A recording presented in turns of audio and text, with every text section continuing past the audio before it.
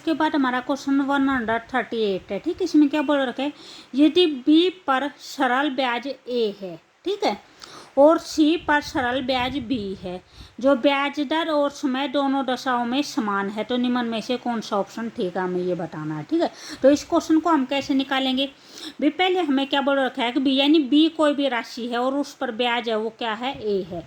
तो हमारा पी जो हमारा प्रिंसिपल दे रखा है, यानी इसमें हम अपने दो केस बनाएंगे। ठीक है, P1 और P2।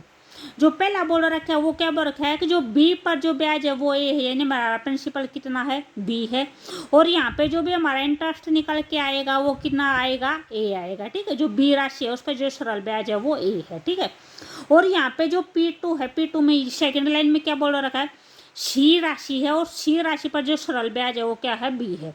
तो यहाँ पे हमारे P2 की वैल्यू क्या हो जाएगी, सी हो जाएगी, और जो हमारा ब्याज है वो ब्याज हमारा कितना बोल रखा है, बी बोल रखा है। ठीक है, उसके बाद बोल रखा है कि दोनों दिशा में जो आर की वैल्यू है वो सेम है।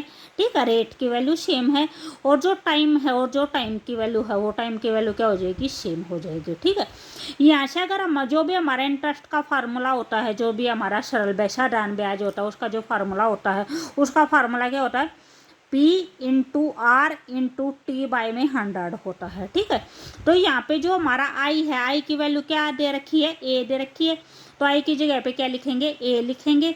P की वैल्यू कितनी दे रखी है, B दे रखी है, इंटू आर इंटू में T। ठीक है, R की वैल्यू ये स्मॉल r लेके चले थे और T की वैल्यू स्मॉल t लेके चले थे, बाय में क्या हो जाएगा, 100 हो जाएगा।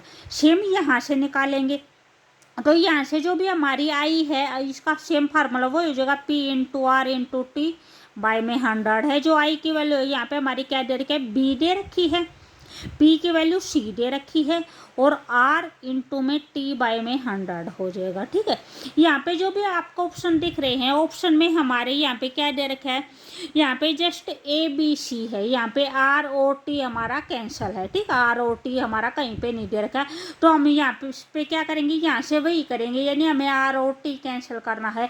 तो हम चाहिए यहाँ से आप R और T की वैल्यू निकालो, चाहिए यहाँ से निकालो भी, जैसे यहाँ से R और T की वैल्यू निकालेंगे तो R और T तो हमारा इस साइड हो जाएगा, और सारी चीज़ हमारे क्या होंगी, उस साइड हो जाएंगी।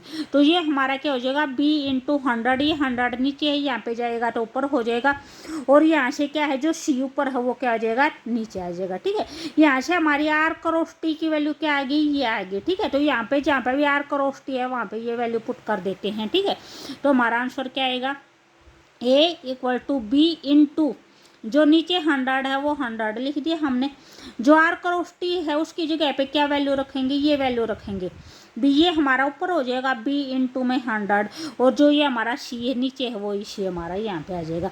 तो अब हमारा R और T कैंसिल हो गया। ठीक है, तो 100 से 100 कैंसिल हो जाएगा, ये हमारा क्या आ जाएगा, B स्क्वायर बाय में C आ जाएगा। ठीक है, B स्क्वायर बाय में C आ जाएगा। C को अगर हम उस साइड लेके जाएंगे तो क्या हो जाएगा, A C इक्वल टू में B स्क्वायर हो जाएगा, ये हमारा आंसर आ जाएगा। ठीक है, तो ये हमारा आंसर जो कौन से ऑप्शन में है, सेकंड ऑप्शन में है, B स्क्वायर इक्वल टू में AC। ठीक है, B स्क्वायर आप CA लिख सकते हो, ये सेम होता है।